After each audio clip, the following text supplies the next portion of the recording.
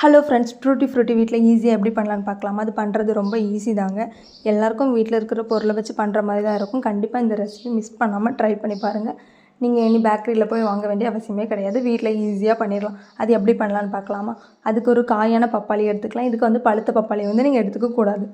அது வந்து கண்டிப்பாக எடுத்துக்கவே கூடாது. எனக்கு அது பழுத்த பப்பாளி வச்சு அந்த மாதிரி கொஞ்சம் முறுமுறுன்னுலாம் பண்ண முடியாது. ஸோ நம்ம காயான பப்பாளி தான் இதுக்கு எடுத்துக்கணும். காயான பப்பாளியை தொலியெல்லாம் ரிமூவ் பண்ணி எடுத்ததுக்கப்புறம் உள்ள சென்டரை கட் பண்ணி உள்ளே இருக்க விதையும் எடுத்துக்கணும். அது வந்து நம்மளுக்கு தேவையில்ல, அதை தூக்கி போட்டுடலாம். விதையும் தூர போட்டுட்டு விதையை எடுத்ததுக்கப்புறம் உள்ளே வந்து ஒரு மாதிரி முள்ளாக இருக்கும். அதுவும் நம்மளுக்கு தேவை கிடையாது. வீடியோவில் காட்டுற மாதிரி இந்த மாதிரி கட் பண்ணி அதையும் ரிமூவ் பண்ணி தூர போட்டுக்கோங்க.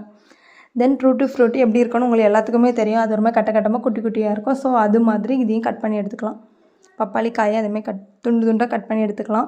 1 கப் அளவுக்கு சுகர் ஆட் பண்ணிக்கலாம். 1 கப் அளவு சுகருக்கு 2 கப் அளவுக்கு தண்ணி ஊற்றிக்கோங்க. அதுக்கப்புறம் நல்லா பாயில் ஆனதுக்கப்புறம் கொதித்ததுக்கப்புறம் அதை லைட்டாக தொட்டு பார்த்திங்கன்னா கொஞ்சம் ஒரு கம்பி பதம் மாதிரி வந்து உடையும். அந்த ஸ்டேஜில் நம்ம கட் பண்ணி வச்சுருக்க பப்பாயா பீசஸை அதில் ஆட் பண்ணிக்கலாம். அது நல்லா கொதித்ததுக்கப்புறம் அந்த சுகர் சிரப் எல்லாமே அந்த பப்பாளி காயோட மிக்ஸ் ஆகிரும்.